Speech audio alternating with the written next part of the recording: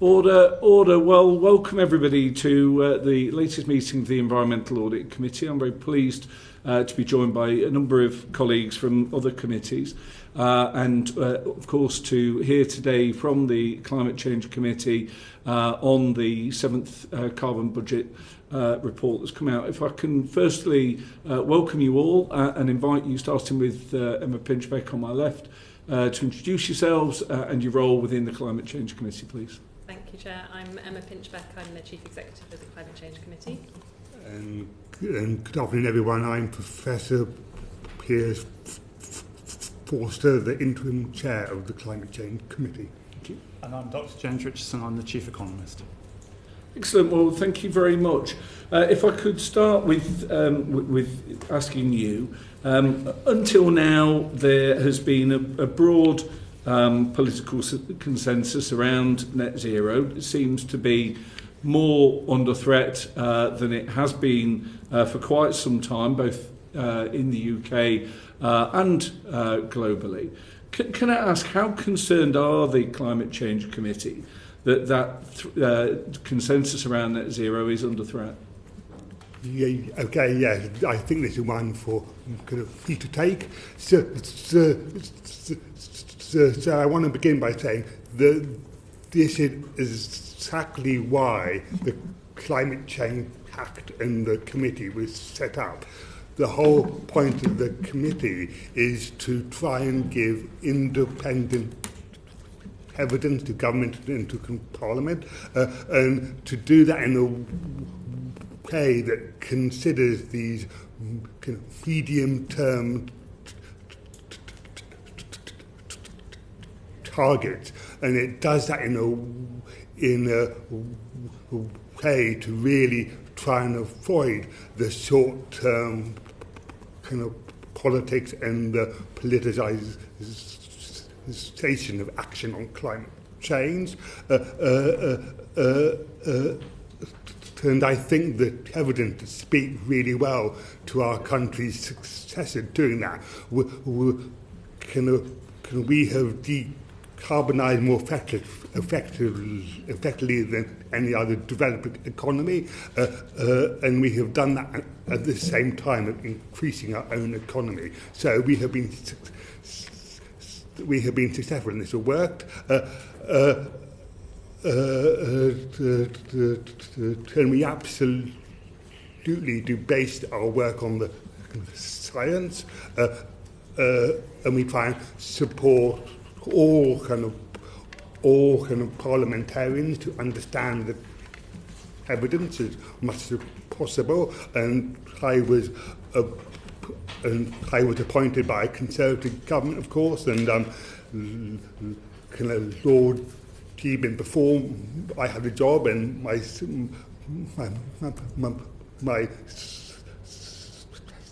health had tried as much as possible to we went in and talked to the Conservatives about the action and really all about our evidence on climate change. And the other thing to say, I think if you look at the way we prepare our evidence, going back to the Climate Change Act, we have to consider the economics and the social and international considerations within our advice to government.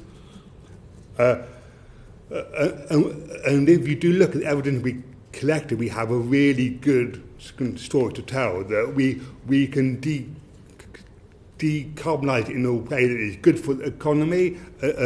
And if you look beyond about the 2040 time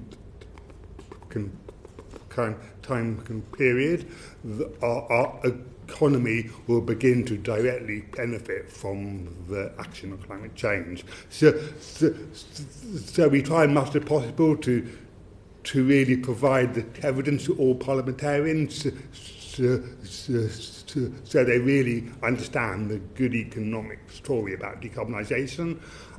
And perhaps the very last thing I will say on this topic is that we did conduct this citizen kind of panel advice for our work, and the response coming back from the citizens did very much fit in with all the public opinion polls and things being conducted. The citizens of the country do want to see further action on climate change taken by the government, and they want to have kind of better communication from the government about the sort of thing they want them to do. So there is a very strong public kind of mandate in this country to deliver action on climate change, and there's also, from our carbon budget evidence, there's really good economic incentive for our country to continue to deliver. Thank you. Governments change, policies change, individual initiatives change. And government can't address these issues on their own. The government introduce policies that they hope the private sector and others will engage with, but ultimately they're only able to go so far. In terms of that investment in some of the kinds of schemes and some of the kinds of changes that will be needed to keep pace with your budgets, both the sixth budget, the seventh one, how important is the sense that whoever's in government, there will be broad agreement that net zero by 2050 is something we're working towards, however we look to achieve that. Does it jeopardise the performance of one government if the sense is that this longer term consensus is now under threat? Yeah, well, I think what I would respond to it is say that quite a lot of the advice we give does involve individual citizens and industry trying to make choices about what they invest in, whether it's installing an air source heat pump or driving an electric car. And I think by giving out evidence, we do not want those different choices to become political decisions. We absolutely want industry to understand these very clear, consistent direction coming from whatever government's in power at that time. Yeah.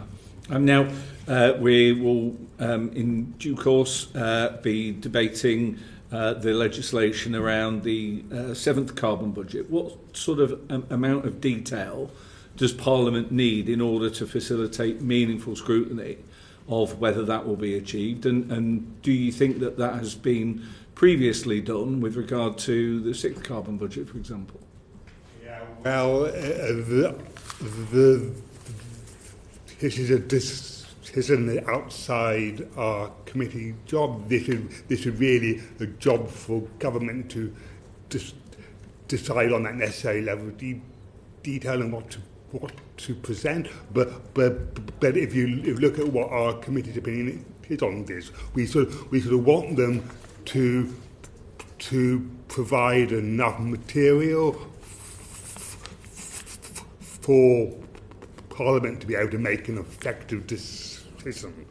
I mean, if I could say, I mean, as an advisor to the government and also a very valued sort of advisor to us, do you think the level of information provided in Carbon Budget 6 has given members of Parliament a serious opportunity to say either yes or no, the government's on target to achieve these objectives that have been set out? Okay, so at the time when Carbon Budget 6 was agreed by Parliament, the advice on the table at the time did pretty much go back to our own Climate Change Committee's sixth assessment report. And that was because the government at the time didn't come up with its own details about its own decarbonisation journey. So they did rely on our report.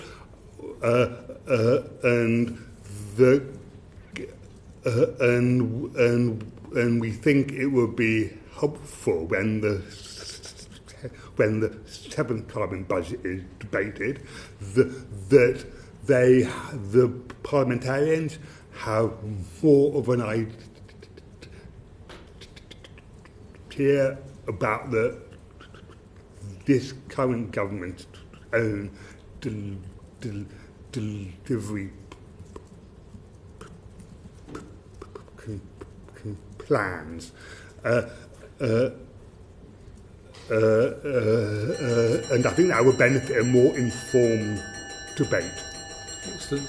Ms Pinchbeck, if I could ask you, you told the Desnes Select Committee in January that you'd written to all the Secretary of States involved in delivery of net zero to offer them specific briefings on the seventh carbon budget advice. How many of them have taken you up on that generous offer? I've written you a list, if you don't mind me referring to notes. So we contacted the Prime Minister, the Chancellor, the Secretary of State for Business, the Secretary of State at DEFRA, the Secretary of State at DESNES. DEFRA and DESNES are our sponsoring departments. The Deputy Prime Minister at DCLHG, now Department of Housing, Communities and Local Government, the Foreign Secretary and the Transport Secretary. We had responses from every single one of those Secretaries of State and variously met Secretaries of State, Ministers and senior officials from all of those departments. We also wrote out to the spokespeople or leaders of all the main opposition parties and had a series of meetings and briefings with most of those too, so fairly comprehensive. Yeah, fairly comprehensive. Were there any of those departments that you only met officials that you didn't meet either a Minister or Secretary of State? I think a couple, and if you want the information I can give that to you. It'd be interesting to know if there were any that only offered an official meeting rather than a ministerial one. Yeah, and in the main I think we were pleased that normally we would meet with my understanding is we would meet with the Secretaries of State of our sponsoring departments, and this is one of the first times because of the nature of the carbon budgets where we're beginning to meet other government departments too. So I think I want to reflect that we thought that was very positive the way that those letters were received, but I'm very happy to give you more information. Yeah, well, we're very grateful and encouraged to hear it. Chris Hinchliffe. Your advice states that sustained shifts away from high carbon activities are important where low carbon technologies are not available or will take longer to develop. Clearly that includes aviation, yet at the same time the previous Climate Change Committee advised that no airport expansion should take place without a UK-wide capacity management framework has been dropped. Why is this? Perhaps I can pick that up. So I think the first thing I should say just on the record is that all our analysis on aviation and our drafting and so on was all done before the government's announcements around Heathrow, so we weren't aware of that when we wrote the report. In terms of kind of how we think this is now best done, we think that the kind of optimum approach is to ensure that the industry itself takes responsibility for getting aviation to net zero. And in a sense, what you get there is a kind of the same instrument does double duty for you. So by making the industry responsible, that means they have to pick up the costs of things like sustainable aviation fuels and engineered removals where there's continued use of jet fuel. And then also, as it were, the costs of those then serve to manage demand. So the same instrument does both the demand side and the supply side. Whereas if you use other instruments, if you constrain capacity, you achieve kind of half of that, but you don't generate the revenues to then pay to deal with the residual emissions. So we think this is a more efficient way of getting to a net zero solution for the aviation sector. Thank you. Can I ask whether the government sought your advice on how to deliver its airport expansion plans without breaching the carbon budgets? So they haven't asked us specifically around the question of airport expansion. They have indicated that they will do so as part of... Pause for a second, just some of our more orally challenged can hear you. If I can invite you to say that again, sorry. Certainly. So they haven't asked us to date, but they have indicated that they will ask us for advice as part of the process around the airport's national policy statement. So we await a kind of formal request from them. Okay, and what do you feel are the biggest risks in achieving our carbon budgets in light of the government's airport expansion plans with, for example, London Luton Airport getting development consent for moving from 18 million passengers per annum to 32 million passengers per annum? So I think within the airport's aviation sector, I think the biggest risks are simply that the technologies here was much more developed than they were 5 years ago when we last offered advice, are still relatively nascent. So, the market for sustainable aviation fuel is still quite small.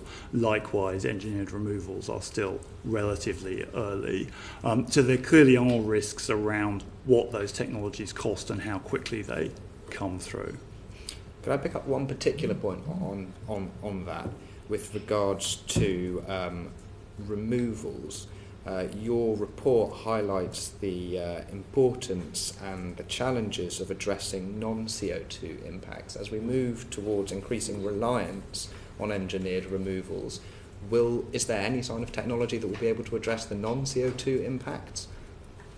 I wonder if that's Yeah. one for Okay. Piers as the expert. So absolutely, and there's kind of some of the technologies are already beginning to be experimented with.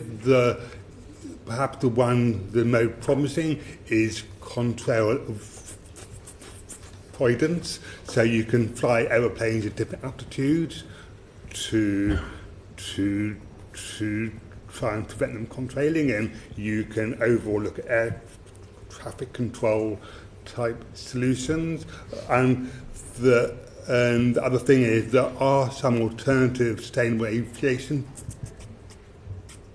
fuels potentially could also reduce the amount of contrails, so there are options with that as well. So there are solutions out there, and ultimately, if you look at our advice, we do assume a high price of carbon, and that is to potentially kind of partially account for those non-CO2 components. Okay, thank you. Picking up on what you just said there, then you talked about technologies being experimented with and referred to options. Your report repeatedly highlights technological uncertainties and the need for robust contingencies, as particularly in relation to aviation decarbonisation, and especially over the next 10 years. What monitoring does the government need to do on the progress of the aviation sector to ensure we are on track? And what safeguards and alternative policies should it have in place if the sector underperforms what is needed? Shall I pick that up? Yeah. So I think in terms of monitoring, I mean, fortunately this is an area with reasonably good data in terms of number of terminal passengers, passenger kilometres, so on. And these are the kind of things that we will use as indicators in our annual progress reports. So I think it is a relatively straightforward thing to monitor whether we are seeing the kind of levels of demand that we see in our pathway, or whether demand is higher than that. And of course we can also monitor take-up of sustainable aviation fuels, both on the supply side, whether those factories are getting built to make them, and also consumption by the industry. In terms of contingency plans, I mean, I think the first thing to say is we've set out our view on a contingency framework across the carbon budget. The nature of the carbon budget is, it allows for swings and roundabouts. So you don't necessarily have to have a contingency in the same area where there may be increases if there are areas where you can act more easily elsewhere. But we have set out a range of policies in the document that government might wish to choose from, and those would involve things around demand management. That might involve higher rates of charges on the industry. It might involve things around encouraging people onto trains for shorter distances and so on. There's quite a range of different policy instruments. We haven't said which particular ones government should choose, that's really for government, but we've tried to set out what the options are. And in your annual progress reports, will you come back with stronger advice on demand management if we are off track? If we are off track overall, then we will set out what we think government needs to do to get back on track. Thank you, Chair. Very good. Thank you. In fact, can I first of all put on record my admiration for the work that you do and the way in which you provide Parliament, this committee and the government with science-based evidence. Having said that, is Emily Nurse still the head of Net Zero? Dr. Emily Nurse? Yes. Yes, she is still the head of Net Well, Zero. Emily Nurse said, and I quote her directly, "For aviation, there is currently no credible way to achieve zero emissions by 2050. That was just last year, towards the end of last year. How do you reconcile that with this, everything's wonderful, it's optimistic, this new approach that the committee seems to be adopting, and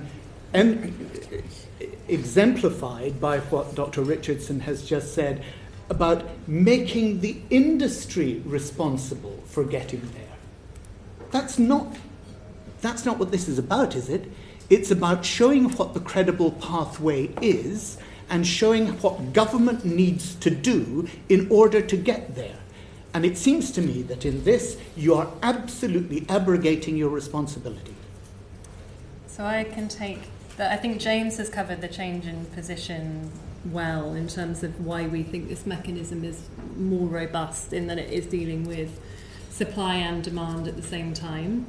I think, as you said, there are contingencies that we offer for if we don't see that coming through. Are there any mandates from government on the industry to do those things? There's the current SAF mandate, and we participate the SAF in the mandate, Jet as Zero you well task force. know, the European report that came out said that only enough SAF would be made by 2040 to meet the increase in demand in aviation, so the emissions would be the same. So the SAF mandate is the right tool. I think whether or not it actually is going to produce enough of the fuel that we need is the point of us then holding the industry to account and telling you what progress is being made in the annual progress reports. I think, as we've said in answer to the earlier questions, we're not naive about the uncertainties in particular technology pathways. Some of these technologies are at early stages, and where they are at early stages, we are trying to give you the advice on where there are uncertainties and alternative tools. But there is enough evidence that we can see of alternative fuels and of removals now that we think the technology can scale. The other thing to reflect is we also did research with the public across the carbon budgets, as Piers mentioned, and commissioned an independent citizens panel. And some of that advice was illustrative in what measures they thought were also appropriate and that was the possible. raising the price. One of them was raising price on tickets and testing that, and ultimately getting the industry to clean up its own pollution was something that they felt passionately was the right route forward, to endorse what the economics were also telling us. The public also were more bullish on demand measures than we have been in our advice. I think that's true to reflect, and you can see that in the analysis and in the full Citizens Report. I talked about some of that in the House of Lords last week, and it was picked up in the media. But just to be clear, those are Citizens Panel views. Exactly. And what we're talking about here is your advice to Parliament and your advice to government as to how to achieve the balanced pathway targets. So the advice so that we've... you talked about scaling up SAF. Yeah. But if you do scale up SAF, what impact is that then going to have on the other very difficult sector for you, which is land use and agriculture? And what are the implications there? Because if we look at your coloured bar charts, when we come down to the end, what we find is that the two biggest and most difficult sectors are aviation and land use. So you're trading one difficult sector off the most difficult sector. No, and in fact, I mean, I don't want to do... there's a chart in the carbon budget that I really love and do to death a number of times, but and it shows that what we've done with land use for the first time is model agriculture and land use together.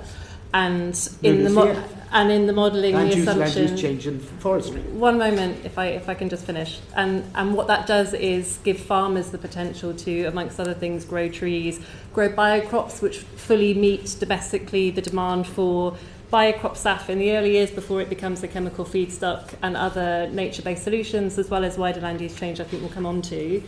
The other thing that we've done is look at aviation and its residual emissions in 2015, proposed that they would be the industry that is most incentivised, therefore, to invest in more expensive removals technologies. And so industry, in our analysis, is responsible for paying both for sustainable aviation fuel and also for the removals.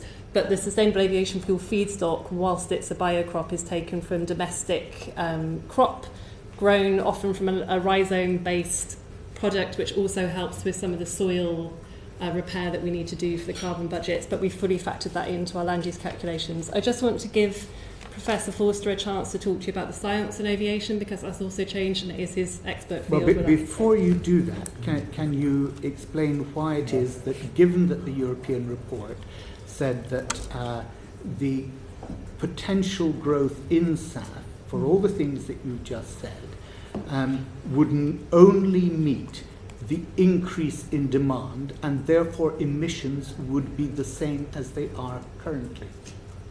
I confess I actually, without looking at the report, if you can do it, I heard James going. The key point here is it's not SAF alone that we see as getting the industry to net zero. It's the combination of SAF with engineered removals, and then the combined effect of those two on demand, because they have to be paid for and that affects demand. So it is those three things in combination that get the industry to net zero. It's not SAF alone. We're very clear about that.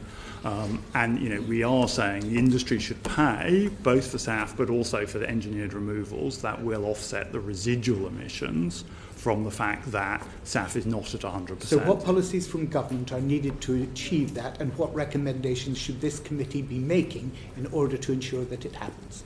So I think there's two... Do you want to... Yeah, perhaps I'll come in now.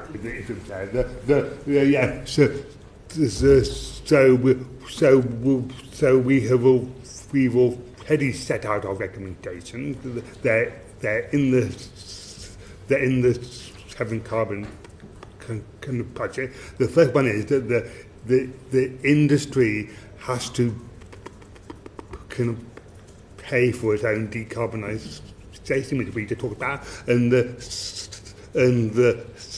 kind of second one is, and it does relate to the point that Chris Hincliffe talked about, if we are seeing huge increase in aviation demand, there will have to be exploration of demand-side policy directly as well. And we have an opportunity when we come back in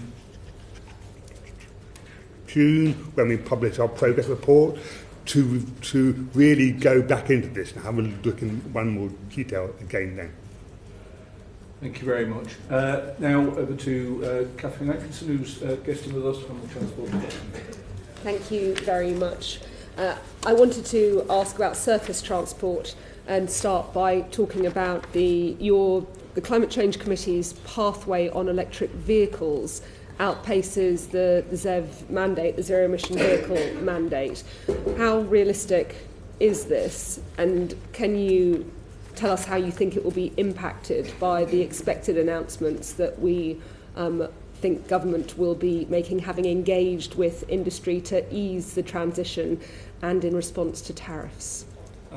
So let me say that. We do think it's a realistic pathway, and I think the ZEV mandate has been working so far. It was met last year. We've seen record EV sales in March of this year, for example, nearly 70,000 vehicles. So the mandate and the industry, because the industry is putting a lot of money behind this, are moving pretty rapidly towards electrification, and we are seeing that take-up rise very rapidly. We think that it's possible to go faster than the mandate once you hit price parity for purchase price, and we think that will be achieved sometime between 2026 and 2028 with different times for different parts of the vehicle fleet. We're already there in large parts of the second-hand market, which of course is where most people buy their vehicles. Once you have a car that is cheaper to buy, it's cheaper to run, it's cheaper to maintain, it's hard to see why people wouldn't move rapidly to that. And we have, of course, looked at those countries that are ahead of us and looked at the kind of take-up curves that you've seen in places like Norway, places like Denmark that have moved faster than the UK, and used that to help us model the take-up that we think we can see. So it's driven by the economics of this, and we do see these very sudden transitions in lots of new technologies as they reach the point where they're just clearly better for consumers. In terms of the flexibilities, I haven't had time to look through all the detail of what's been announced today, but as I understand it, the critical thing is that the targets remain in place, and that's really what we think is most important and has been driving this. There are some flexibilities. Totally understand why, with the trouble the industry is facing from tariffs, nothing to do with net zero, but clearly a hit to the industry. Government has wanted to ease things like fines and so on. Nobody wants the industry to be paying fines. So those, without having done analysis, they seem like things that will help the industry but not slow down the transition. So we do think that this is still moving well, and something where we can be on track for a pretty rapid transition. You mentioned cheaper to run, parity on cheaper to run. Does the higher cost of public EV charging points compared to at-home charging and the uneven distribution of charging infrastructure across the UK threaten the pace of transition? So I think it is that uneven nature of the rollout that is the key challenge here, as you said. If you look at kind of the overall number of chargers, actually that's growing very rapidly. We've seen it almost triple over the last 3 years. But you're absolutely right that that isn't true everywhere.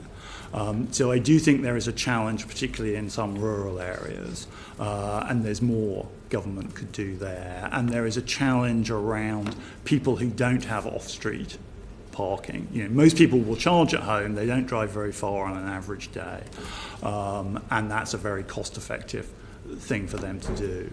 But we have now got the local electric vehicle infrastructure fund, and actually just today, again, I haven't seen all the details, but there's an announcement that that will be used to fund 6,000 lamppost chargers in Brighton. That kind of thing is how you get this done, because that means that people can charge overnight at the low cost of electricity, even if they don't have off-street parking. That's already available where I live, and you see a lot of cars plugged in overnight at a relatively low cost of charging. So when you say that there is more that government can do, some of the announcements in your view is creating some examples of what it can and should be doing to go further and faster on this? I think that's right. I think getting the charging infrastructure there, giving people wherever they live in the country confidence in the charging infrastructure is a key thing that will help pull through that demand, because we know now these are good vehicles. They have much better range than they had a few years ago, and we're seeing lots of new models coming in. That's really the thing that people want to have confidence on. The take-up of electric vans lags behind that of cars. Why do you think that is, and what needs to be done about it? So I think there's two key things here. I think the vehicles themselves haven't come through into the market quite as quickly as cars, and that's perhaps not entirely a surprise, because you need more battery power for a heavier vehicle, and it's the falling cost of batteries that have driven the falling cost of vehicles. So with bigger batteries, that comes through a bit later. So there isn't quite the same kind of depth of market there that you're seeing in cars, and you don't quite have the same vehicle range on some of the vans that you're getting on cars. That will come, but it may be slightly lagged behind cars. And then the other challenge is getting the charging infrastructure, particularly for kind of depot chargers where you need a lot of electricity in a location. And we hear a lot from logistics firms that they struggle with two things. One is planning permission, and the other is getting the electricity connection. So it's no good saying, well, I want to buy a fleet of vans, and the electricity company saying, oh, it'll take 3 years before we can hook you up to the power network. So those are the two things I think that really need to be pushed on. We need to accelerate those planning processes, and it may be, for example, that we can make more of these charges as permitted developments so that people can just get on without having to deal with the bureaucracy.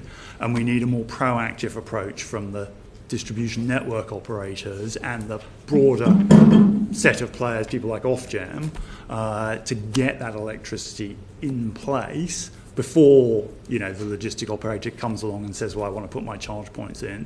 So the answer becomes, yes, of course you can do that, rather than, oh, it'll take 3 years before we can connect you. I wanted to ask, if I may, Chair, just a couple of questions about rail, because the modelling that you've used doesn't assume that road freight shifts into rail, and you do set out that it could aid decarbonisation as well as reducing congestion. Have you looked at the opportunities that we are seeing, especially in discontinuous electrification? So I live in Derby and spend a lot of time on the Midland Main Line, and the East Midlands Railways has just invested in new rolling stock that is bimodal, so can travel on electrified, and where it ceases to be electrified, it can revert to diesel. But in circumstances where the Midland Main Line alone is responsible for 48,000 tonnes of carbon emissions, is there not more that we should be doing in moving further and faster on electrification? So we do see electrifying parts of the railway network in our pathway. It's difficult to do that very quickly. We don't have a terrific track record at doing that in this country. If we did more of a continuous programme, as other countries have done, I'm sure that would speed up over time, but it's a hard thing to kind of push through very quickly. But it is, in the end, you know, a relatively small part of the overall picture. There's only so much capacity on the tracks. A lot of that capacity is already used for passenger services. So it can be difficult to see a big acceleration in rail freight, particularly electrified rail freight, because most of it is, well, all of it at the moment essentially is hauled by diesels. So you would need to replace the rolling stock specifically for freight, and you would need to find those train paths on often quite busy parts of the network. And all of that gets you a relatively small amount of carbon emission reduction. So we do have those things in our pathway, but they do take time. They're hard things to rush in the UK. I think it's two different things, because certainly Great British Railways has a duty to expand rail freight, so there should be more that's being done on that in any event. But where you have got these bi-mode trains, the more you electrify, the less you're having to use diesel, and has that opportunity, especially when you can do discontinuous electrification, has that been explored sufficiently, do you think, or is there more that can be done to be pushing government in that direction to electrify more and faster? So I think, you know, as you say, ultimately it's about electrifying the lines. You know, that's always going to be difficult for kind of branch lines and so on, and that'll probably mostly be technologies like battery, but that won't work with freight, and that'll work for passengers. But on the main lines, you know, electrifying is the right answer. It's more efficient and more carbon efficient. But on the main lines is where you get these challenges about space, train paths, to put more freight on. So I think, you know, it is something where the faster we electrify the rail network, the more use we can make of it. But I think we have to be realistic about the pace at which that can take place. I mean, as a general note,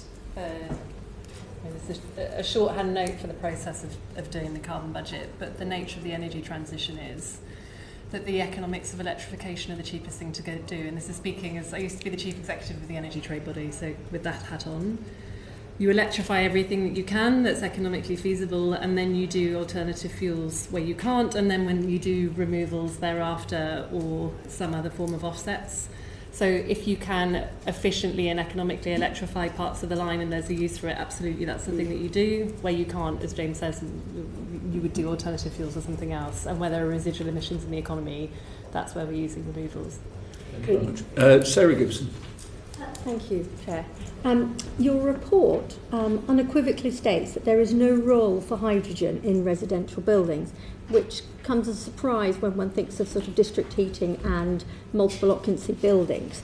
And there is no formal decision on this yet to be taken by the government. So do you think that this lack of certainty is hampering the low carbon heating transition? So firstly, yes, we are ruling out hydrogen to heat. Part of that is to speak to the answer I just gave, which is the economics of the energy transition suggests you should electrify where you can. And supplying hydrogen to all homes which are currently on the gas grid, we say, would require roughly 3 times as much hydrogen as is currently in our pathway to 2050. Meeting that demand is likely to be more costly than just electrifying across the energy system. Because we're electrifying and building more cheap electricity, we're also saving losses across the system, so it's a more efficient way of running your energy system. We halve losses in energy across the energy system using electricity as efficiently as possible. If we meet that demand for heat using blue hydrogen, there are potential additional emissions created, and we would stay dependent possibly on gas imports, which, given geopolitics, feels like it's adding extra volatility to the economy and likely price exposure. So for a number of economic and practical reasons, we're following a number of other bodies and saying we don't think it's suitable for domestic heating.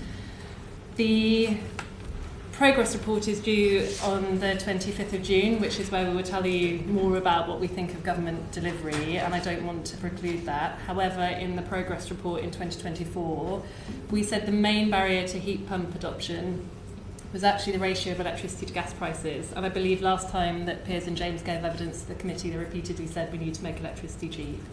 So if there is frustration with a lack of progress anywhere on heating, it is actually really in providing certainty about the cost of electricity going forward. What we did for the 7th carbon budget is look at other markets where the rollout of heat pumps has been successful, removing other barriers and, for example, installers or supply chain factors. The biggest factor in the successful rollout of heat pumps is the ratio of electricity to gas prices. In the UK, electricity is around 4 times the cost of gas. In most countries where there has been a successful rollout of electric technologies, that ratio is around 3 to 1. In our pathway, we get it down to between 2.2 and 2.6 to 1. We do that largely by moving some of the policy costs of electricity. And so that's one option. There are other options for making electricity cheaper out there for government. I believe I was saying that in my last job. I'm sure others are saying it to the committee. They're saying it to other committees. We would really like to see progress made there. It is the market's answer to delivering some of this technology and would help. So that's the primary recommendation. Just lastly, it's not just important for decarbonisation. We think in our analysis that a household with an electric heat pump and electric vehicle, rather than dependence on fossil fuel technology, saves around £700 on their fuel bill in 2050, relative to a baseline where we stay dependent on fossil fuels. And similarly, a household that is still exposed to fossil fuels in 2050 is something like 12 times more vulnerable to a future gas price spike. So there are very good economic reasons to do this, quite apart from the need to decarbonise. Thank you. I'll tell that statistic to my husband as a reason for why we have a heat pump and an electric vehicle, which so far he's not entirely convinced by either. So that's really helpful.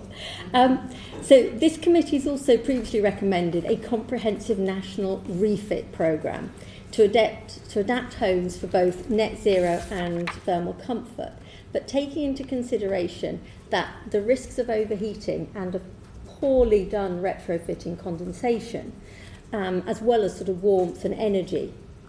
Does the UK workforce have the right skill set to deliver this?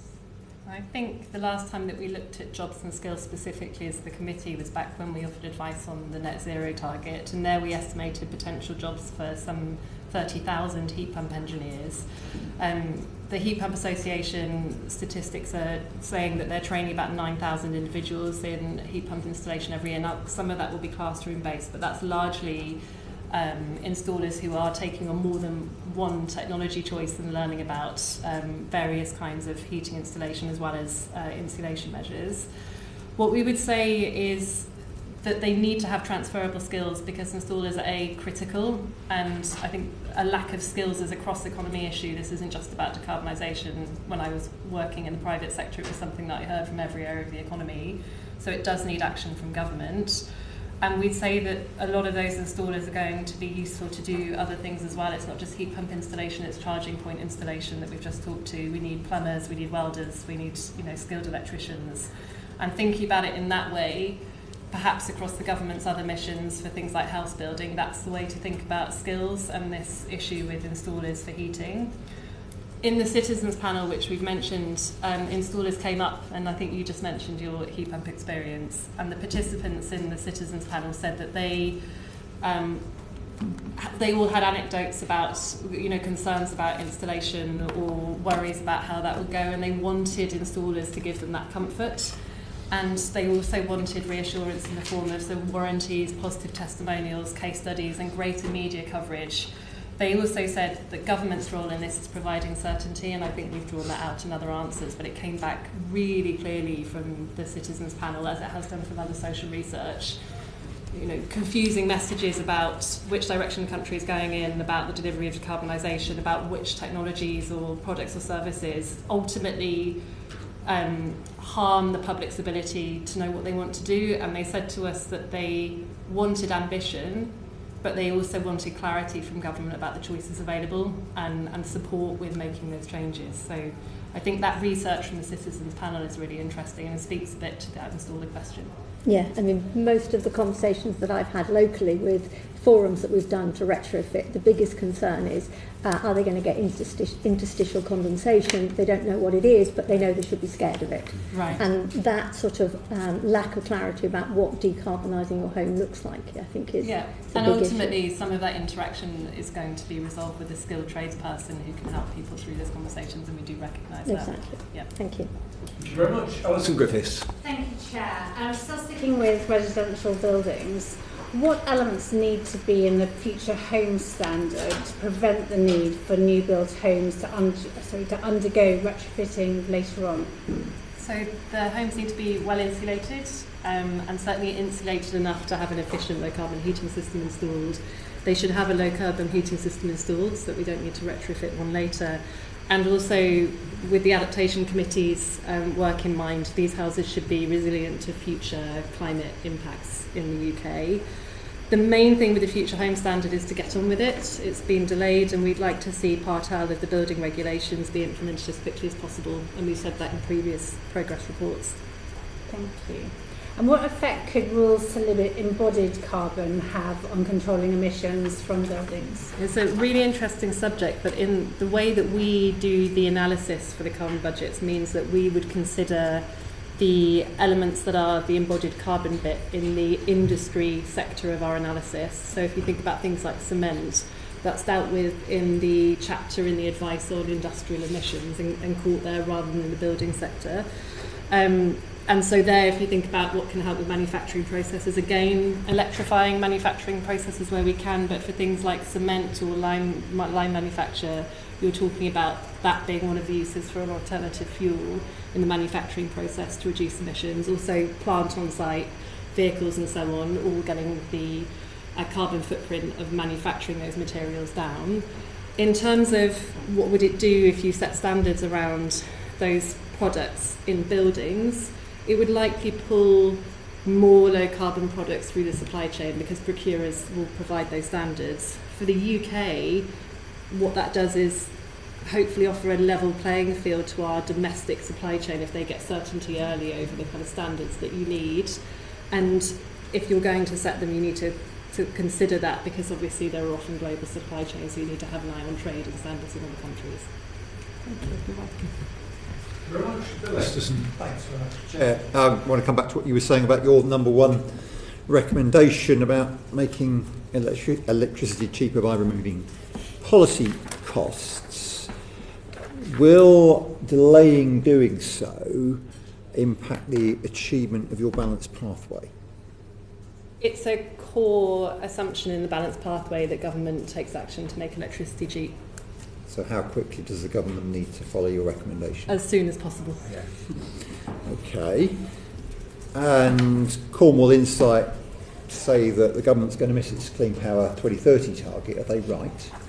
I don't mean to be challenging on this score, but the Clean Power mission is outside of the mandate for the CCC in that our job is slightly different. We're looking at emissions across the economy, and progress on power sector decarbonisation is part of that, but the Clean Power mission is not. So we will be making our report to Parliament in June, where we'll say more about government progress on clean power, but not necessarily on the Clean Power mission. Okay. I understand, Barry, why that is an interesting way of framing it, but that is the case. It's not in our mandate. Thank you for your explanation. Actually, I should explain why that is, right. The Clean Power mission, I think, as the government has said, is also about things like industrial strategy, as I understand it, pulling more jobs through. Our job is only how fast you decarbonise the economy, so we look at the power sector in that context. It is completely legitimate for government to have its own policies that do more than that, but it's those bits of it that push it beyond or sit outside of or are not necessarily in scope for what the Climate Change Committee's job is. Well, Clean Power 2030 is one element of it is the reduction of electricity prices to consumers. And at the moment, we have a system where the cost of electricity in the UK tracks the cost of gas, because gas generation sets the national wholesale price. And the implications for consumers are that switching from fossil fuel heating to electric alternatives leaves those consumers unable to benefit from the lower costs of producing low carbon electricity compared to gas. Is there an alternative in the immediate future rather than having to wait for the government to achieve its clean power plan?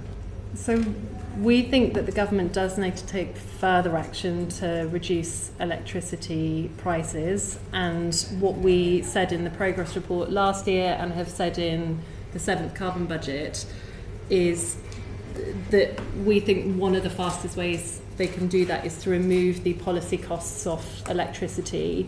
The decision to put policy costs on electricity is a government decision, and therefore it is something that could be changed, and that artificially drives up the cost of electricity relative to gas.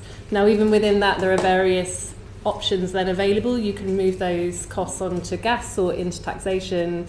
We've modelled 2 options for that, which you can find in the 7th carbon budget, that show you illustratively what that does across a variety of different household types. But in all cases, what we're aiming to do is get that ratio of gas to electricity prices down to 3-to-1 or below. There are wider ideas out there on how you can also then reduce electricity prices in terms of wider market reform, but that sits slightly outside of the committee's scope, so we haven't made recommendations on those. So nothing on the energy market reform? We have got no recommendations on energy market reform. Right. Are you planning to pick that up in the same way as you were in your earlier answer to me?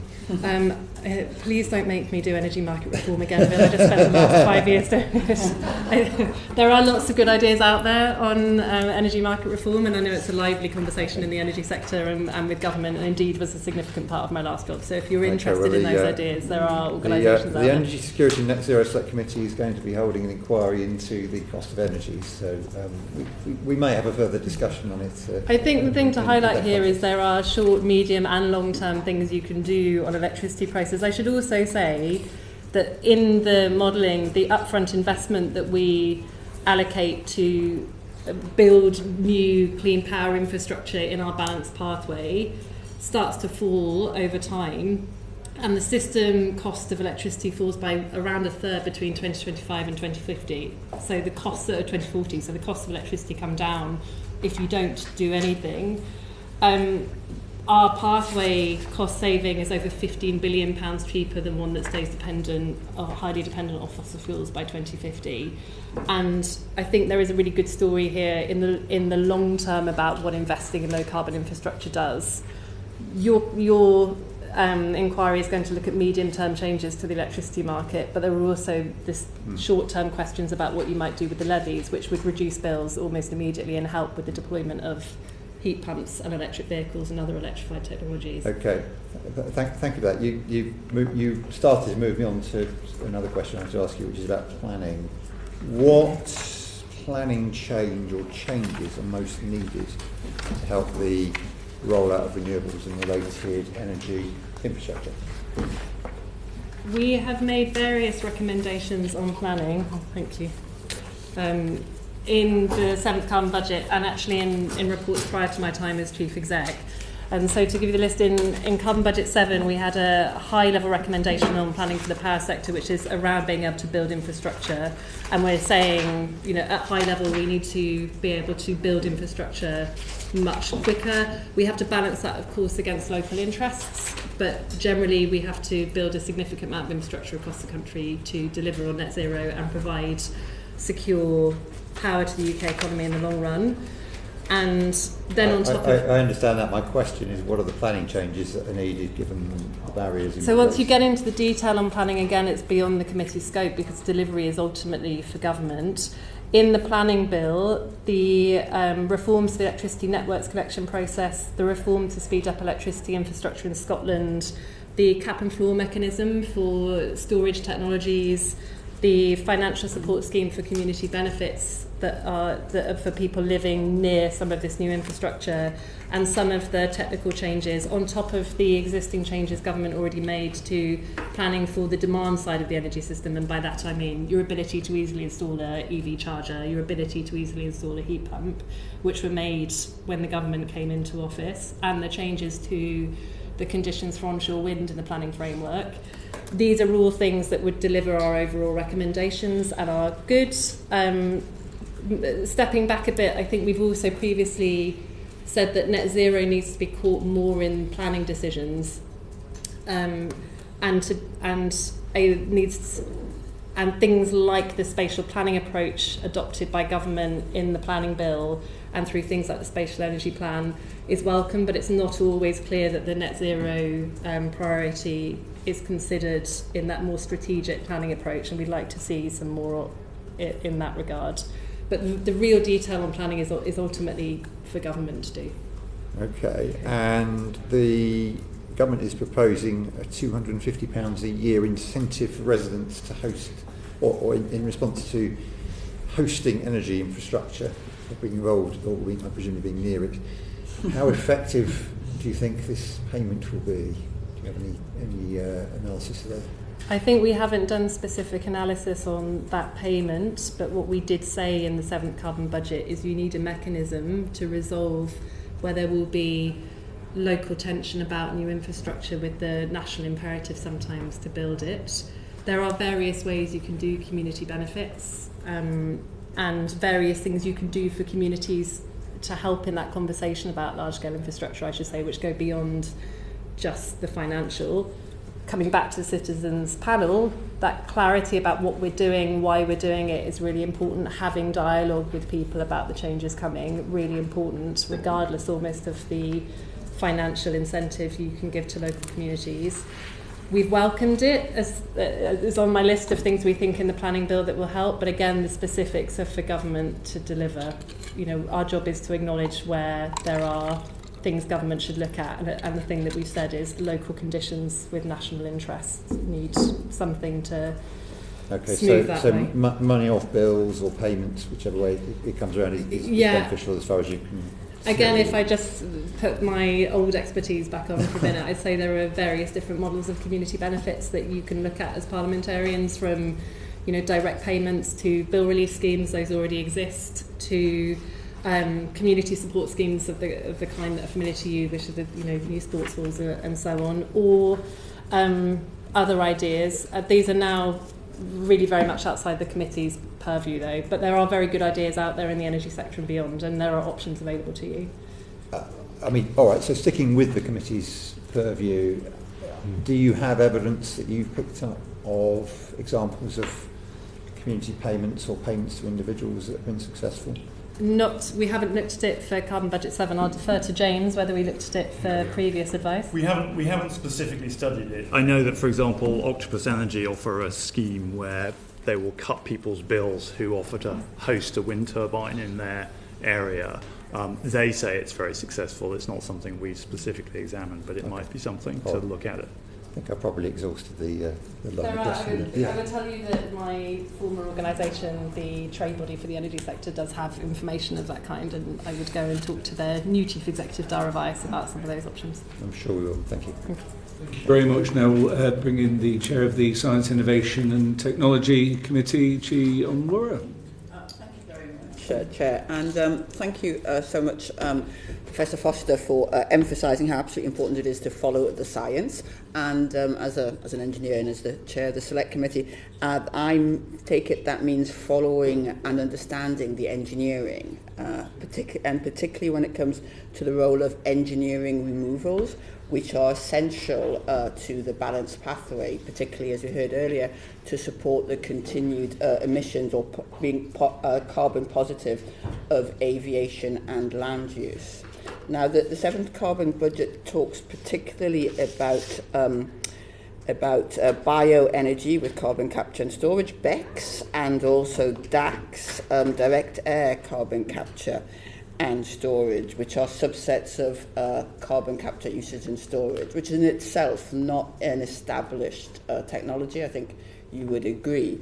The government has announced 22 billion over 25 years for carbon capture, usage and storage, but that's to support industrial growth, not to support the BECCS and DACS. So what account do you take of that investment? Will it provide support indirect support to the business models of BECCS and DACS, and how quickly do those business models need to be established and finalised? Yes, well, so it just go back to the rollout we have within the balanced pathway. We begin to see carbon capture, storage and removals operating in about 3 years' time, and then removing about 3 million tonnes by 2030, and it does then begin to ramp up after that. By 2040, we have 21 million tonnes removal, and by 2050 we have 36 million tonnes. But to come back to what it needed, that first bit really comes from energy from waste. So that is the technology that has to be supported. We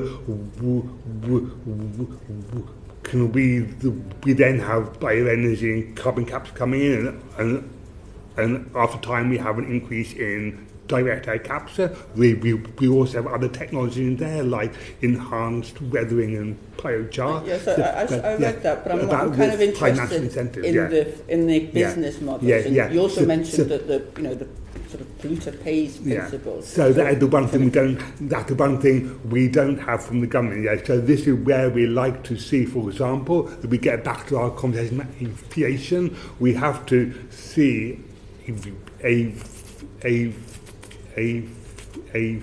aviation and other industries begin to pay for the deployment of these technologies, and also has to be other things put in place too, like if you're going to decarbonise kind of cement through these carbon capture technologies, you have to find a market for that decarbonised cement. So that is one thing we really like to see, in fact, coming from the government as early as possible. We like to see these financial mechanisms that really pay for the deployment of the technology scale. So I guess those are some of you've set out some of the significant risks that you mentioned in assessing engineering rules. So how quickly do we need to see those incentives set out the business to support the business model? Well, we have to have them immediately because That's good.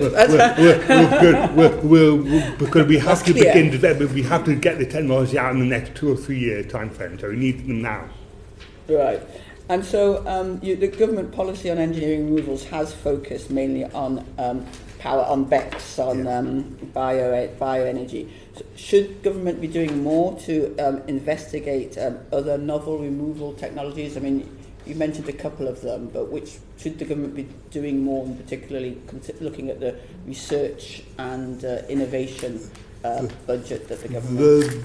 There is a mechanism for the government to support all the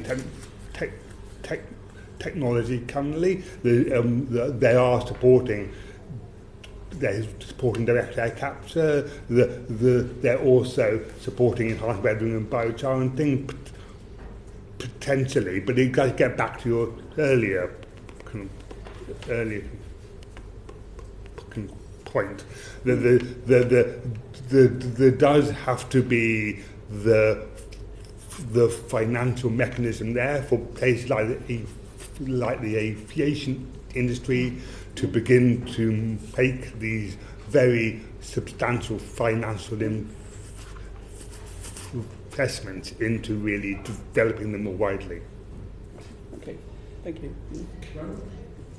I wondered whether it might be worth just adding a note to say this is an area, and it comes back to the uncertainties point.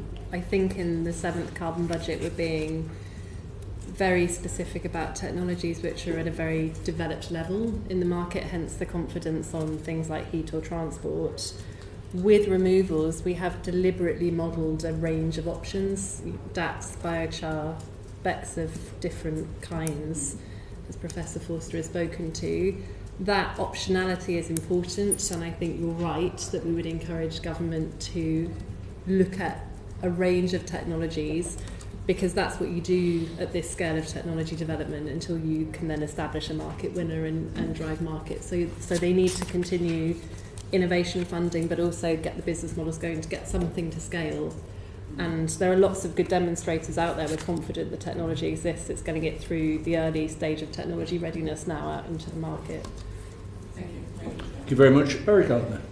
Your advice on carbon budget 7 notes that the government have not yet put in place the regulations under Section 30 of the 2008 Act to formally include international aviation shipping emissions.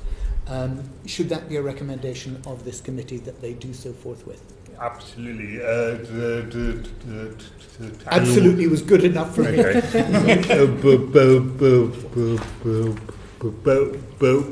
But we'd also get a guarantee from the government, and they really would. Yeah, so. Thank you. Look, I now want to focus on LULUCF, land use change and forestry. The government's consultation on the land use framework suggests that 9% of agricultural land will have to become non-agricultural, and they reckon that perhaps 10%, in addition to that, must incorporate more climate measures as part of their management. But the Secretary of State says that the framework is there to guide landowners rather than to compel. Is it possible to change 1/5 of agricultural land by guiding rather than regulating, given that your balanced pathway suggests that we need to achieve 50 million tonnes of CO2 equivalent emissions in order to reach net zero from that sector? Yeah. Well, okay, the first thing is that we are very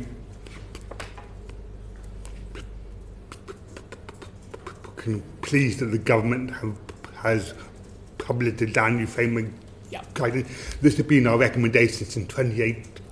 2017, so it has taken a while, but we are very pleased they've published it. Absolutely.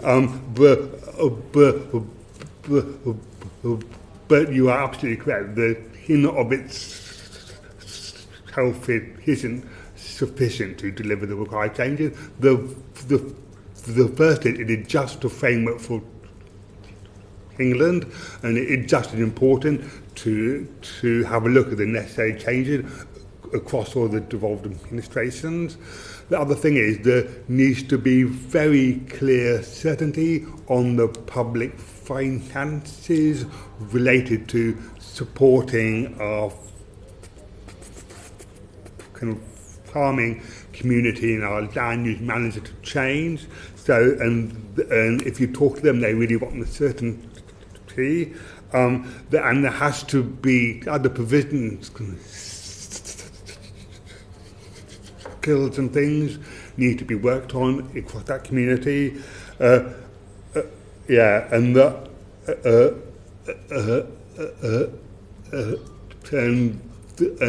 then there also has to be stuff on the demand side, potentially too, like supporting alternatives to meat and things within the supermarkets and things like that as well. So let me sort of bundle 2 points together. First of all, will the Climate Change Committee be making a response to the consultation itself? No, we aren't going to respond directly, but we have been definitely talking to DEFRA about it for a long time, and we absolutely will continue to engage with DEFRA. Grand. And you spoke about the sort of mechanisms that are going to be required to do the peatland restoration, the additional woodland and so on. Certainly to meet your balanced pathway, because, well, a huge amount of that is in peatland and forestry. I think together they probably even exceed livestock emissions reductions, methane reductions. So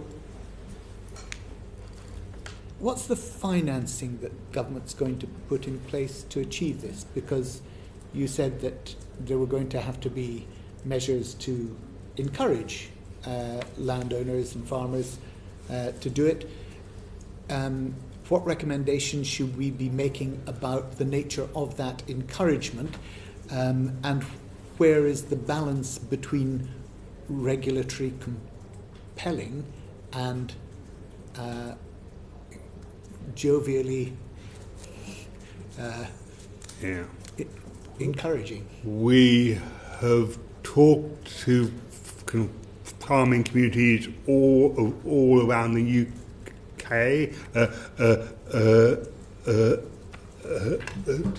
and they absolutely do not want to be kind of prescribed what they've got to do. They want to be empowered to make the best decision for their own farms and their own farming communities. And so our recommendation is that the financial mechanism should be through incentivising and empowering them to make the right choices. And in particular, we have schemes like the Helms or Ready, and we have the kind of landscape recovery pilots and things, and so there are these financial mechanisms being explored, but they have to be taken up more widely, and the best way of doing that is to put more kind of public money behind them to try and make sure farmers are incentivised, for example, to free up their kind of pastoral land to plant more woodland. I'd like to pursue this further with you, but I think I need to move on because the chair is looking at me sideways. Maybe we can talk about it afterwards. Look, you talked about farmers. The majority of farmers who are livestock farmers have said that what we should be doing, you said that 27% reduction in cattle and sheep is needed by 2040. Yeah. Fairly blunt, but that's because of the emissions, methane emissions that come from that. That's a steep ask of the sector, and their response to you has been, well, look, we produce to very high standards, and maybe what we should be doing is just persuading people in other parts of the world not to eat the meat that they produce, but to eat our meat instead. So basically it's an export-led argument. Does that actually meet what is going to be required to reduce our emissions by that amount? And if we can't get those emissions down by 27% in that sector, what is the compensatory area that we will have to look at in order to meet net zero? Well, there are things you can do to directly produce your methane from your livestock production. You can have better animal husbandry. You can intensify your production in certain locations to make the farming as efficient as possible. And I think one we're particularly excited about the prospect of a committee are the key additives that do have the potential to directly reduce the methane from your livestock. So there are things you can do there, and the advantage of some of these intensification things as well is that you can take some pasture land out of production with them intensely, and then you can use that pasture for nature-based recovery. It does increase the need for steroids and hormones and other interventions the more you go towards intensification and corral the livestock together. But yeah, again, another separate conversation perhaps. Look, finally, if we're going to prioritise livestock reduction, should we be saying that it's prioritised in particular areas of the country, again looking at the land use framework, because we need to set aside, as it were, the land that is best to be used for lowland heathland or forestry or peatland restoration. That is not. And if we do that, would that not have to be by compulsion rather than anything else if we're actually setting that aside? That is not something that we have directly looked at as a committee. We haven't looked at the detail of the government land use framework about what goes where, but you absolutely ought to make the most efficient use of the type of land you've got in different parts of the country, but from talking to the land managers, they absolutely don't want to be compulsed. They want to have the right financial incentives to do that, and the thing the government can do to support that, and also things like the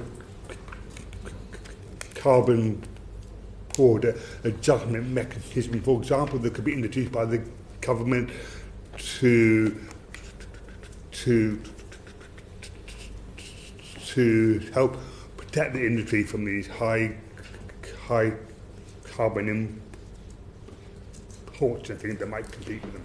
Yeah, the problem with the CBAM though is that unless you take that money and put it back into the developing countries, and that you're you're putting in effect a tariff on them, you're becoming protectionist of your own, you're never going to get the other countries to be able to afford to decarbonise in the way that we're wanting to do. So CBAM is a double-edged sword, isn't it? I mean, about trade is certainly, we can talk about trade all day. But well, you raised the carbon border adjustment mechanism, not me. We have made the point. We have said that point. So we have said that it's imperfect, and the best thing is to have high quality products standards. Yeah. Thank you. Thank you, John. Just further to that point, if we were to see a large part of our agriculture going over to renewable technologies or more tree planting or any of those things, but continue to eat the same amount of meat, in the sort of light of your figures, if we had 27% reduction in what we produced as a producer of agriculture, but basically offset that by bringing all that meat in from overseas, would that effectively achieve your targets, even though in terms of the UK's contribution, we were still causing exactly the same amount of methane as we were in the first place? That absolutely isn't what we're recommending as a committee, or what our carbon budget does have. The carbon budget does have. In fairness, my question isn't about what you're recommending. My question is, in terms of achievement of those targets, would the UK be on target if it produced 27% less meat but still consumed exactly the same amount? The hissing targets are territorial. So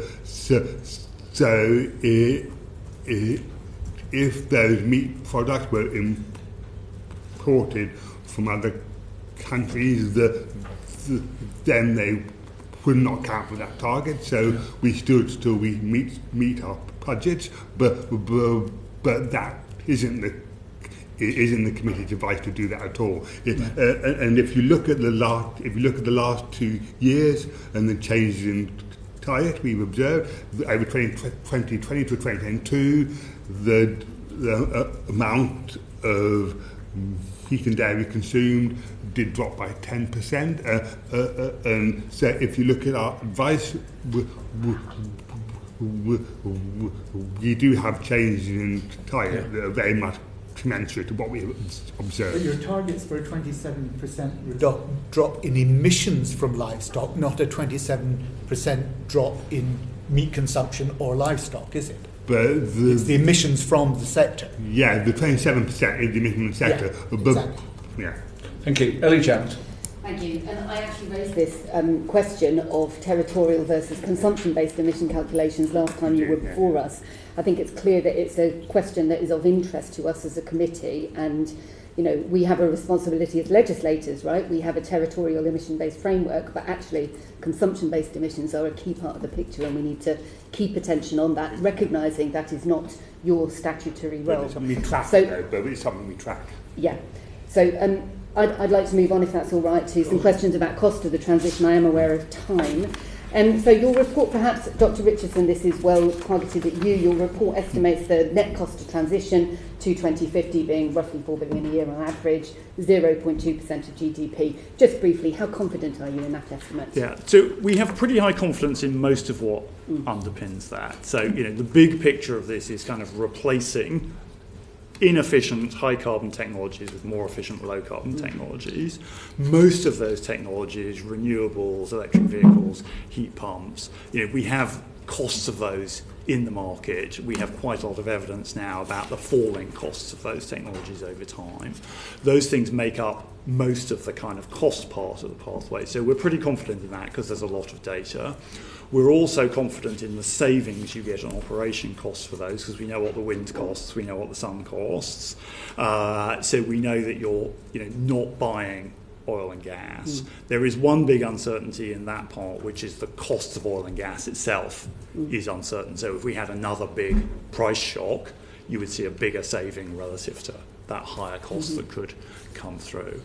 There are parts of the transition, though, where the costs are less certain. We've talked about things like sustainable aviation fuel, direct air capture. So they're smaller parts of the overall cost because they're smaller parts of the overall pathway. But it is important to say that the costs of those are much more uncertain because those technologies are more nascent. Yeah, but my overall reading of your advice is that you're getting increasing certainty about both the costs and the benefits in financial terms of these technologies as we move towards the transition as technologies come to maturity. Now, perhaps, Emma, this sometimes it's hard for people to translate these costs into real terms. So, 0.2% of GDP, if we kind of translate that into 0.2% of the average salary, that's 60 quid a year, right? That's £5 a month, just over £1 a week.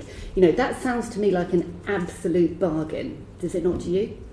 I think something I would add to James's answer is not only are we more certain, but the costs are coming down. And I think I'm right in saying that the costs have broadly come down every time we've offered carbon budget advice to government, because the technologies become more certain, and generally as technologies scale, costs come down. This is not brand new economic analysis. And in this case, in the 7th, we're more confident about the economics of electrification generally.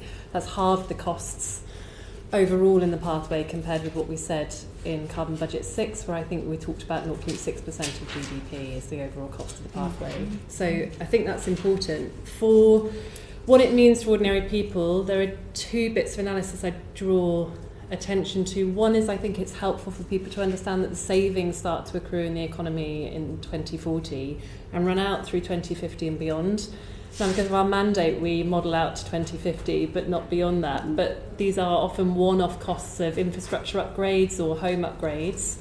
They accrue over the next decade. We have to make those upgrades, but once we've made them, you start to make savings because these technologies are often modern, more efficient, less reliant on expensive fuels. And so the savings just run through the economy. And I think people understand the idea of investing to save money in the long run. I think they also understand economic security, and I was in post working directly with the energy sector in the energy crisis, and people absolutely understood how vulnerable we were to gas price shocks on bills. Bills are still at record high levels with record high amounts of energy debt sitting on for consumers in the energy sector because of that price shock. So that I think they understand the idea that being immune from future fossil fuel volatility is good for the economy as well, and there's a very clear narrative on that in the 7th Carbon Budget Advice. Lastly, we have modelled household bills and worked out what that looks like for the typical household. For the typical household in 2050, as I said earlier, it's a £700 saving on your household bills, largely because you're using fuel more efficiently to heat your home. But there's also a £700 saving on your driving costs because you are driving an electric vehicle rather than being dependent, again, on a more expensive fuel to run your car, plus some other operational savings on electric vehicles. So that's a good story. Critically, that's all quite a long way off, so this is why the recommendation to make electricity as cheap as possible is important, because the sooner you make electricity cheap, the sooner households benefit. And lastly, I think you might ask us about it, but we've also, for the first time, done distributional impact assessment, and again, we spoke to some of that in the Lords last week. And this is basically what the impacts look like for various types of household, whether that's our recommendations on flying or on heating systems on electric vehicles.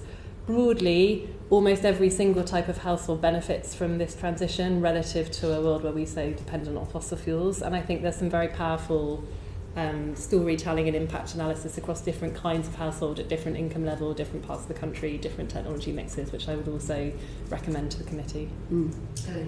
Thank you. So we have, from memory, from your reporting, net costs peaking around 33 billion a year in 2029, but net benefits peak, being about 33 billion by 2050, and then, as you say, increasing way into the future. So huge benefits to be got here from early investment, early upfront investment, which is really going to have a big payoff. And that's without even taking into account the co-benefits like health benefits from cleaner air, or indeed the benefits from avoiding loss and damage associated with climate disaster. This is an insurance policy as well, in addition. So huge benefits.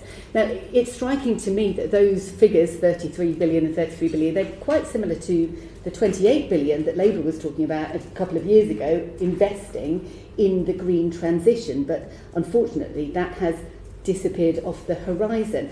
And yet, in hearing what you're saying here about what private investment needs most of all, it's policy certainty and pump priming from the government.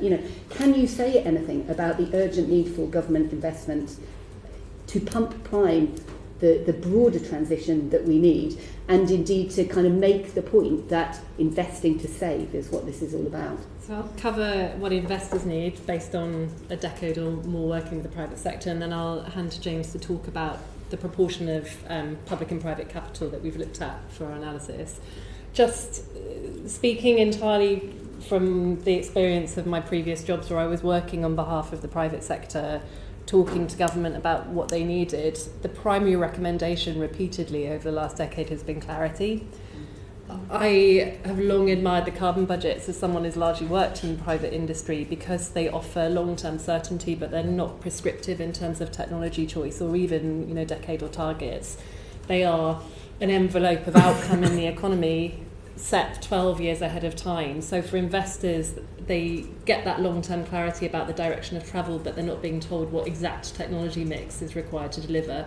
Important to say that our pathways, when we publish them, are simply to illustrate that that eventual budget is achievable. We will be surprised at the things that come forward from the private sector through the carbon budgets to deliver these outcomes, and that is part of the joy of them, I think, is that partnership between public and private working well.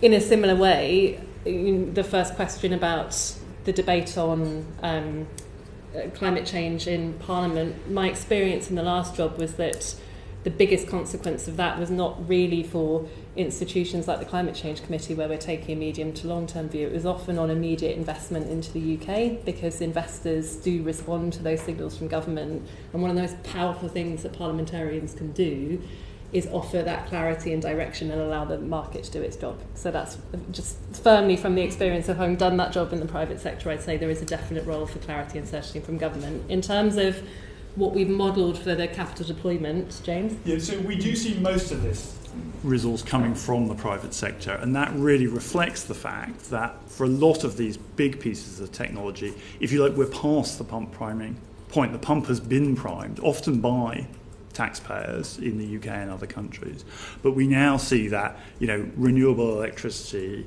electric vehicles, and potentially, subject to this point we keep saying about making electricity cheaper, heat pumps become cost-effective technologies. Retrofit is cost-effective for most cases at not the big, really expensive solid wall stuff, but actually most of the measures that we would have in our pathway for energy efficiency are cost-effective because heating bills are so high at the moment, right? So you save money quite quickly on those things. I think there certainly is a role for the state in supporting the more nascent parts of this, things like engineered removals. We've talked about business models there. Some of that is about creating the certainty that there is an income stream. That income stream may be a private sector income stream, but the state can create certainty about it. And in some areas that may be about direct public support. But I think the overall balance, there's some choices in what the state chooses to pay for and how much it gets the polluter to pay, and those are for the government to decide. But overall, the big investment story here is increasingly one of investing in technologies which make sense on their own economic terms, regardless of all the points that you've rightly said about the co-benefits, the impact of that on mitigation and adaptation costs and so on. But actually, renewable electricity is basically the only thing that people are building anymore because it is cost-effective. Electric vehicles are increasingly going to be the cost-effective choice. So we are going to see private money coming into those things, subject to having the right environment of certainty, because if there's one thing the market hates, it's political uncertainty. The exact proportion that we've offered in advice is 60 to 90% of that figure that you gave coming from the private sector. Now that's quite a big range. The reason for that, and it talks to the difference between, for example, a clean power mission and the carbon budgets, in that some of the policy choices government make may be choosing to drive the market faster for other reasons. For example, industrial policy. We talked about the automotive industry earlier. There are reasons for the government to take decisions that go beyond decarbonisation, and we've tried to reflect some of that uncertainty in then what the market does versus what government does. And so you have to have a big range because each government has a different kind of take on what its job is in the market. But I think the big message is, as James said, this can be a private capital-led transition, and the government needs to get the framework right and offer confidence to the market to get that capital moving. Thank you. Samuel Wilson. Thank you. One of your recommendations is that given the magnitude of the change and the sacrifices we're asking people to make, that there needs to be an effective community strategy of communication. I mean, reading your own executive summary, do you accept that in many cases the message that's coming out is at best ambiguous and sometimes even misleading? I mean, for example, in your executive summary, you start off saying energy prices should come down, something which the Secretary of State has repeated, and then later on in that summary talk about that, well, maybe the cost of your electric vehicle will offset your increased electricity prices.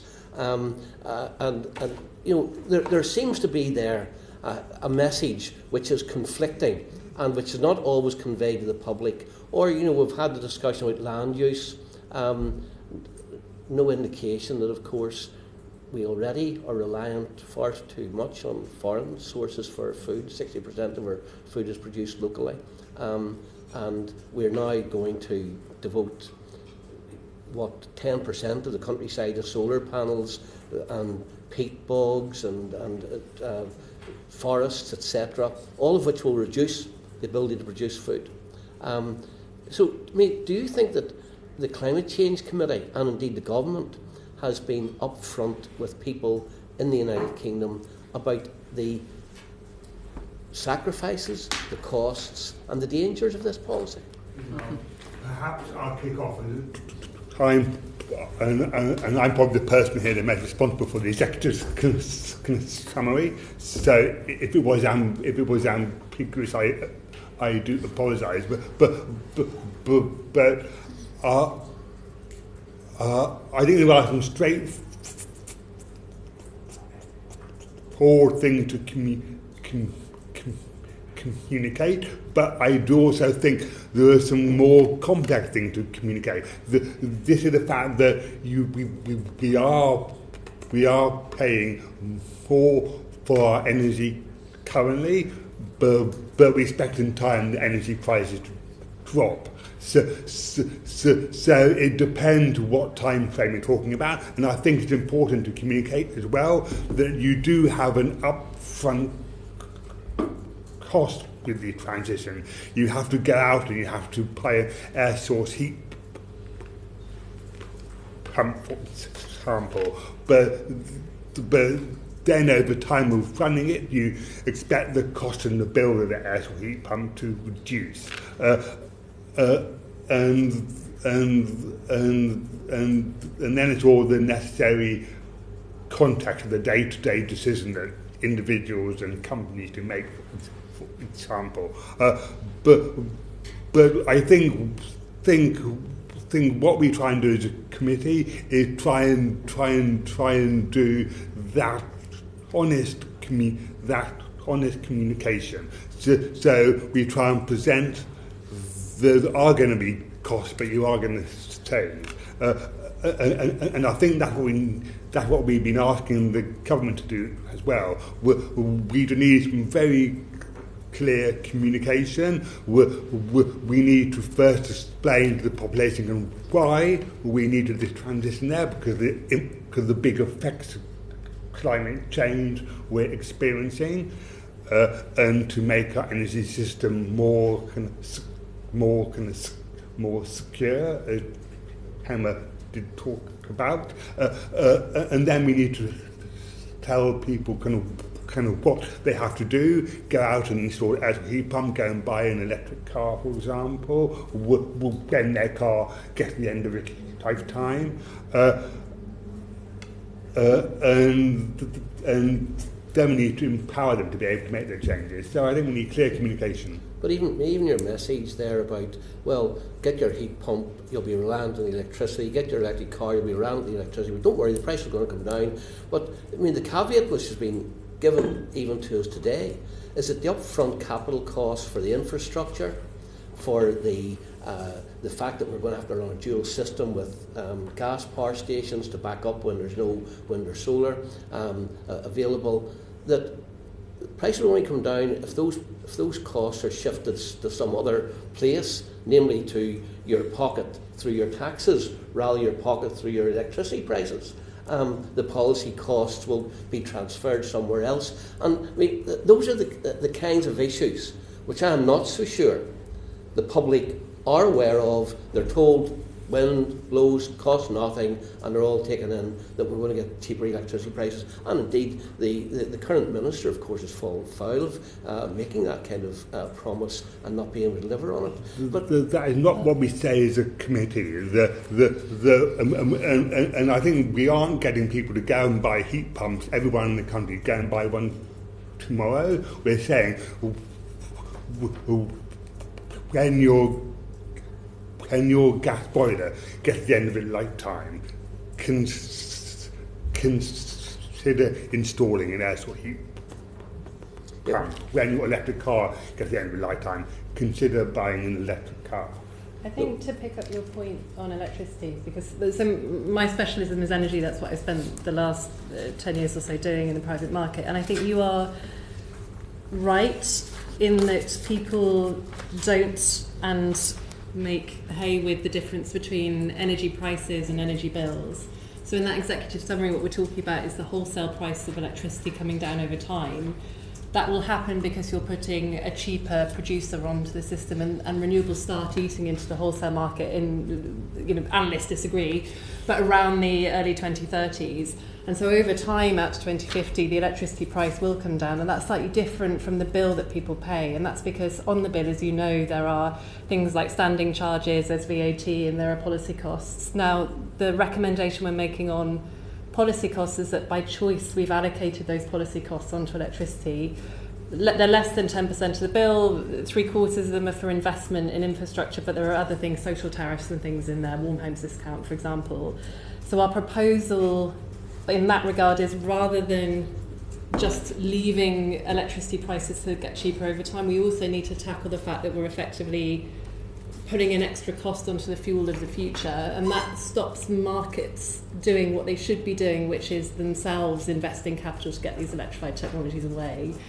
Now, is that really easy to explain in 2 sentences to someone? No, and I think you're right. As Professor Forster has said, we recognise the need for much better communication on this. We're the technical body to advise parliamentarians. We have recognised the need for good communication. I don't think we're necessarily the people to go and do that communication with the public, but hopefully we're giving you the information so that you as parliamentarians can do that. And we'd be very happy if you can think of other recommendations to us about how we clearly articulate those recommendations. You also recommend that the communication should be, or buy-in should be a two-way process, enabling people to feedback, etc. But if one of the ways of pushing towards the targets, whether it's for heat pumps or EVs, or indeed for the infrastructure which is required, is to have changes in legislation, either to mandate the sale and production of certain kinds of cars or heating methods, or indeed to reduce the ability of communities who are affected by infrastructure changes to have an input into the planning process. Does that not make the kind of two-way communication process seem just a bit superficial and not really genuine? I think just on the nature of prescription versus incentive, one of the things that I think is notable about the 7th Carbon Budget Advice, and if we go back to the conversation about flying at the start of this evidence session, in general, in every area of the economy, what we have done is look for what the market forces are and push them as far as possible in terms of incentivising the market to deliver the economically efficient outcome, rather than prescribing things like behaviour. Because I think we recognise that it's about offering people better services, modern technologies in a fair and aspirational way as soon as possible.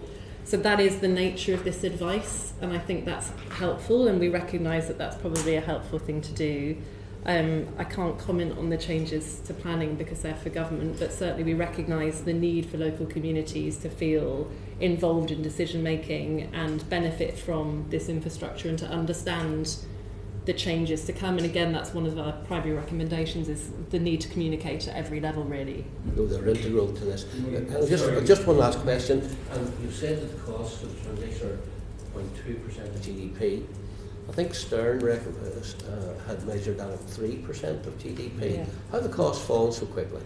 So I think there's two things that are going on here, and they're both important. One is that the technologies have got better at a faster rate than we or others, including actually the people who you might have thought of as their best advocates in the kind of environmental movement, have predicted. So we've just seen really dramatic falls in the costs of many of these technologies. Something like a battery has fallen by 90% over the last decade or so in terms of cost. These are extraordinary technological improvements, and that has brought down the cost of the pathway. It is also part of what has happened is simply that we're further through the pathway, so some of those investments have taken place and therefore don't need to be repeated. And how much more would it cost if we didn't do this? So we don't have a direct estimate of that because it depends on whether the world follows us or not. But clearly the costs of unmitigated climate change would be much, much higher. I mean, Stern came to that conclusion even with the higher costs of the transition. It would be much more so today. Thank you. And finally, Chi Onwara. Thank you very much, Chair. And following on from Sammy's points about communication, and particularly communication to the public, I mean, one of the things that is pretty hard to explain in 2 sentences and on a doorstep is the 7th carbon budget. But I would say...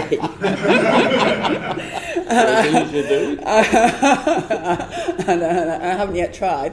But I would say that for most... I know that particularly my constituents in less affluent areas have a negative impression of the policies around climate change as being constrictive and restrictive on where they can take holidays or what they can eat, etc. So I'm particularly interested in your citizens panel exercise and what kind of how useful did you find that? Did you find sort of attitudes like that, and how do you see the role of such panels going forward? Yeah, well, perhaps I'd speak to that first. And I think every time you do a citizen panel, we find it very informative because the citizen gives back some answers you expect, but they also give answers you don't expect. And I think with this one, the first thing, they all took the threat of climate change really seriously, and that was from whichever background they will come from, and they did want this government clarity. But the other thing, and in some cases, they were prepared to go much further than the committee in recommending things like frequent flyer taxes and the kind of polluter pays sort of principle. But yes, absolutely, they're concerned about their household bills in particular, and I think they're really keen to understand the connection between all these, the government action and the household bills and what we do about climate change. So there are huge opportunities, I think, to communicate more effectively about why we're doing it and the way to doing it and exactly what it will do to their bills and things. Thank you. And one of the sort of, not exactly contradictory, but one of the things I do notice, particularly amongst young people, there is a great sense of desire or need to take action. I mean, not only young people, but particularly young people, to take action to impact reduce their carbon footprints. So what are the top three? There's a confusion about what action might be best. So what are the top three actions people can take to make the biggest impact in reducing carbon footprint? And just as a counterbalance to that, because I do feel really strongly that my constituents should not be guilt-tripped into taking responsibility for climate change rather than government or the private sector. So what are the three actions, and how does individual behaviour compare with the actions that government and the private sector can take? The first thing we had to look at this. So the first thing I think to say is that it's about a third of the emission reductions do come from choices that individuals in the household make, but that's two-thirds of them do have to come from what kind of wider society and industry and government used to do. So that's the first thing to have. It is far more beholden on the rest of society than the individuals. But the other thing to say is that it does depend on the demographic, but for a typical household, the most important thing is when their old gas boiler gets to the end of a lifetime, to think about installing an air source heat pump instead, and when their car eventually gives up, to replace that by an electric car. And I was going to say the third one would be have a look at our carbon budget advice, but it obviously is not very intelligible. But I would say we need to kind of talk about it. Talk about it to your friend, talk about an MP, and we have to create that understanding. Well, thank you very much. It's been another excellent session. Thank you so much to you both for the work that you are doing, and also for your evidence again today. We're all very grateful. Bring this session to a close. Order.